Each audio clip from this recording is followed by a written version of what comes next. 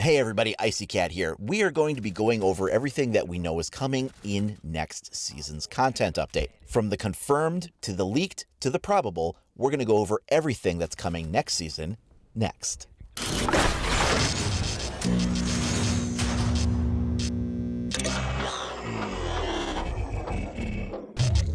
Before we get into all the stuff we know is coming in the next season, I wanted to give a shout out to my sponsor for this video, House Party.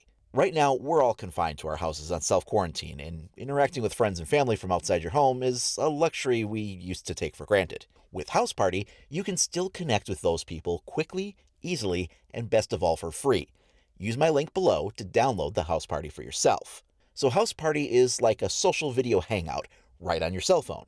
House Party is free to download and available on iOS, Android, macOS, and Chrome. It's more than just video chatting though. It also gives you fun ways to engage with built-in multiplayer games, trivia on a wide variety of topics, or Chips and Guac, which is a familiar kind of funny card game, or make your friends guess what the heck it is you're trying to draw and see who can get the most points.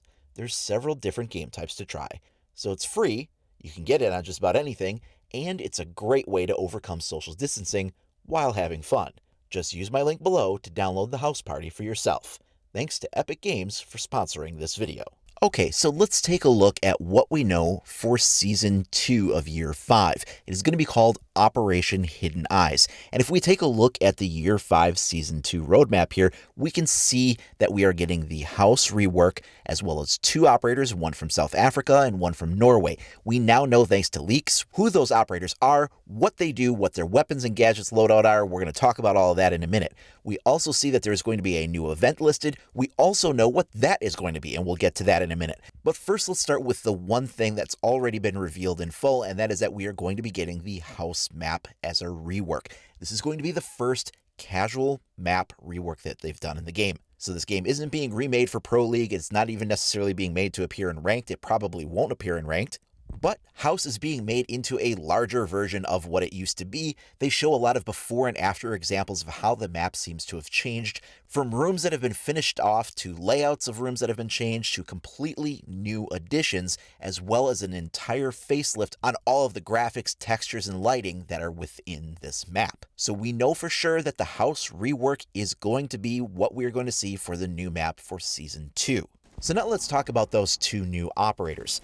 Operation Hidden Eyes will be bringing us our first South African defender, and her gadget is going to be Smart Barbed Wire. This is barbed wire that will slow down enemies significantly and does damage over time when moving through it. The barbed wire is immune to melee attacks, although it will still be vulnerable to explosives. The barbed wire will also mark and tag enemy gadgets that move through the wire, so that would be like drones. When the drones pass through, they will be tagged, making them easier to track down. Now, I'm not exactly sure how to pronounce the leaked information. The operator's name is apparently Philiswe. I'm not sure if I'm saying that correctly exactly. But she is a 3 armor, 1 speed, tanky anchor kind of an operator. With her gadget being that smart barbed wire, that does seem to kind of fit the role. Her weapons loadout is the T5 SMG, that's Legion's SMG. However, she will have the choice of being able to put an ACOG on that. Her primary shotgun is the ITA-12L. So this would be Mira's primary shotgun. So not the pocket shotgun, the secondary one. That would be the ITA-12S. The ITA-12L is her alternative if she didn't take that vector. Her secondary pistol will be the RG-15. Now let's take a look at Operation Hidden Eyes Norwegian attacker. His name will be Odin, and his gadget is a stealthy spider drone that can climb up walls, ceilings, and surfaces and dig holes through soft walls. It can also fire out kind of a stim charge that will replenish attackers' health over time while within the area of effect. So essentially the drone is going to be able to fire out this dart that will probably have an area of effect cloud kind of like a smoke grenade or a gas grenade, but instead of causing damage, it will cause healing. With the drone's ability to climb up on ceilings and walls, hang inverted, and burrow through soft surfaces, we are going to have a new type of attacker drone that brings something to the table that offense has never seen before. Odin is a 2 armor, 2 speed operator with an insane weapon loadout. He has arguably the best assault rifles in the game. He can choose between either the C7E, that is the same assault rifle that Jackal uses, arguably one of the best assault rifles in the game, or he can take Fuse's AK-12, another of the arguably best assault rifles in the game. For secondaries, he can choose between the SDP 9mm or the PMM, one of the higher damage pistols that are found on the Spetsnaz operators. Now, these leaks come courtesy of Kimura, who has proven reliable leaks before. He has given us inside information from previous seasons. All of this stuff has come out on other websites before. I am not breaking this news for the first time. This has been out on Windows Central and PC Games and covered in a wide variety of places. This is not brand new news. These have been covered on many other gaming industry websites and news articles, so this is out there in the wilds for sure. Another thing that this same leak source says is happening is that all Russian optics will soon turn into normal sights. So we are going to be getting those Russian optics removed and replaced with the standard sight selection that all the other operators have, presumably for the sake of uniformity, although no reason for why that's happening is being given.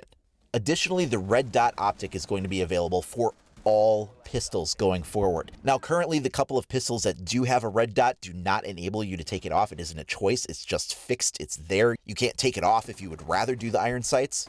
So hopefully this means if you have a red dot attachment for every secondary pistol in the game, that you will have the option to either have it on or take it off. Hopefully this isn't forcing every single gun in the game to have the red dot, whether you want it or not. It'd be nice to still have that choice, but as long as it's an option, that sounds like it'll be a good thing.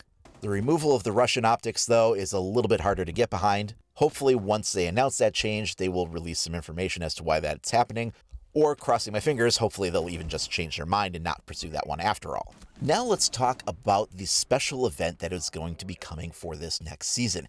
It's going to be called Stolen Goods. It looks like it's set during maybe the 1930s or something like that, and kind of has this theme going on that's using the art assets from New Hereford, but is actually on Old Hereford. It is the Old Hereford blueprint layout, but using all of the visual textures and themes of the New Hereford map instead. This creates a really strange, uncomfortable presentation of Old Hereford, and as you walk around the map, you can see kind of what's going on here. It is a familiar map, but looks really, really strange. This video content comes courtesy of Roly Noly and was able to access this in the game using data mining.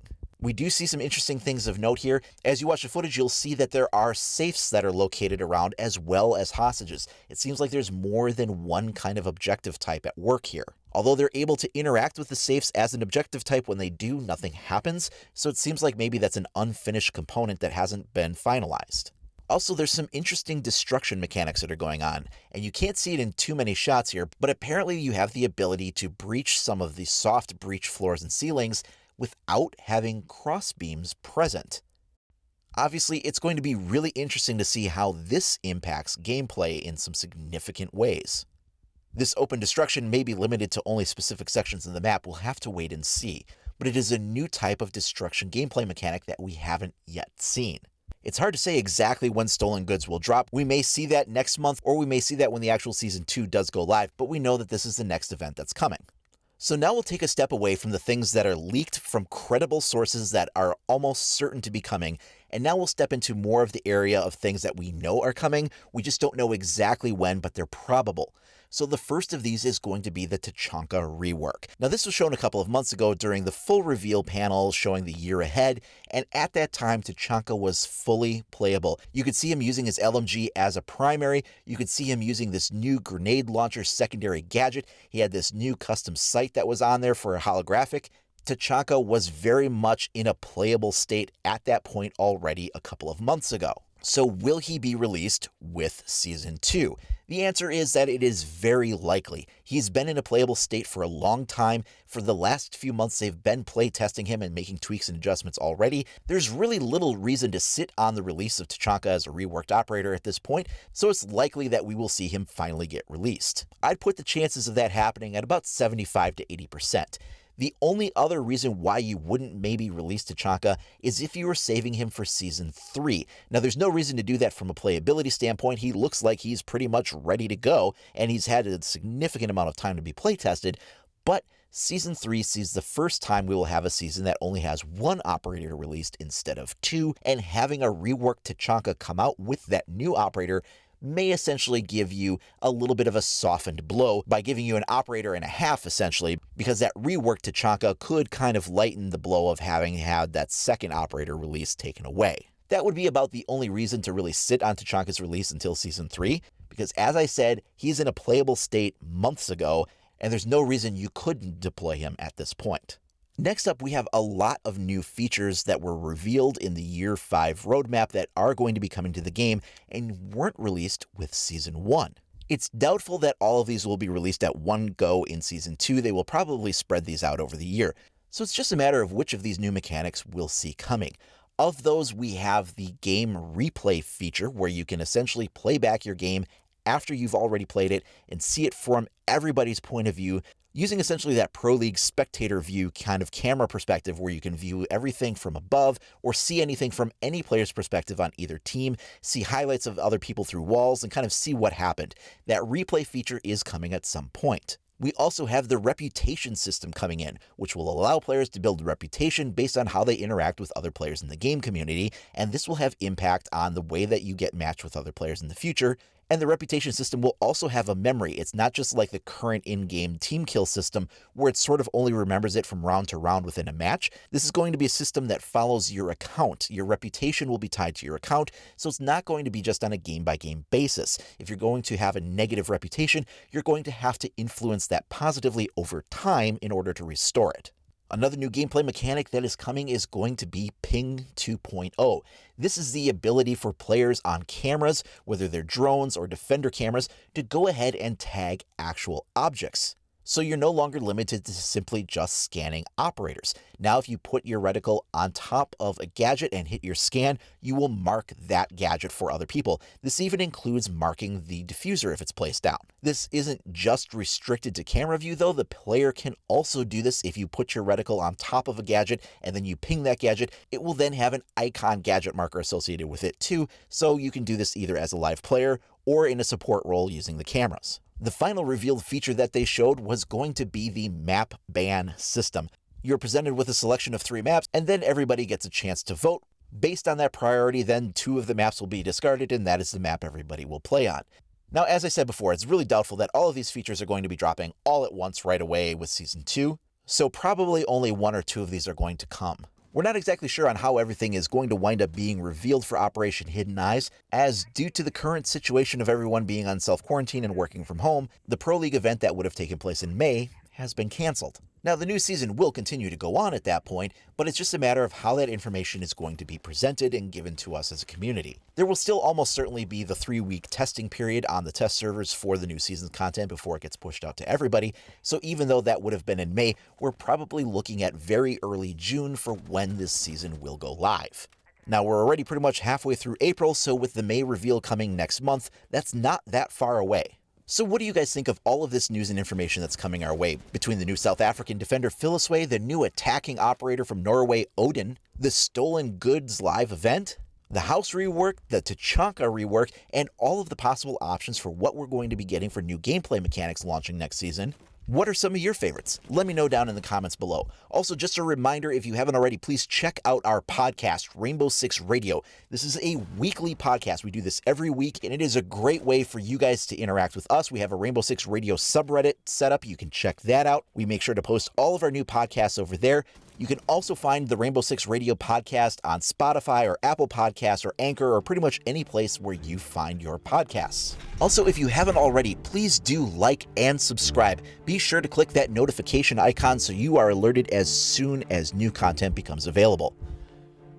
You can also follow me over at IcyCat25 on either Facebook or Twitter. Thanks a lot for watching, everybody. We'll see you next time.